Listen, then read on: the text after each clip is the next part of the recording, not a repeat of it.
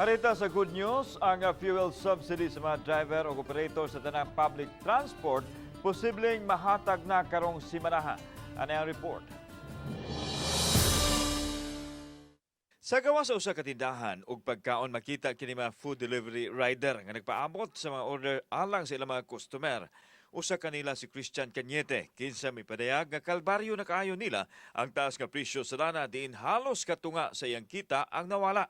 Busa dako na kaayo alang kaniya ang 6,500 nga fuel subsidy gikan sa gobyerno. Dako na nagtabang naman para sa mga gasolina ang adlaw-adlaw kay sa ako pag gasolina ko ani 300 gun ni ang adlaw ani para lang sa biyahe.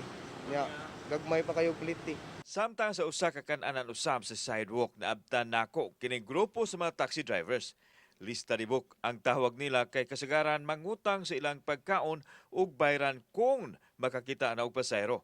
Mitiyabaw na sila sa kamahal sa presyo sa lana din halos sa ilang kinitaan didto ras gasolina o sa operator.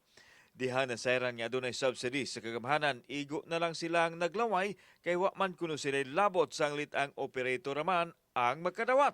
May gyud unta maapil me kay nus kalisod sa mong pamasahero ron. Ang gasolina porti nang mahala.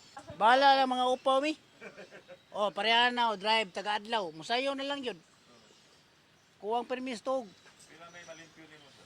Sa una mulimpyo mig City 5 karon wala na yun. Atol sa phone interview ni Direktor Eduardo Montealto sa LTFRB7, gibutyag nini nga karong simanaha mahatag ang fuel subsidy.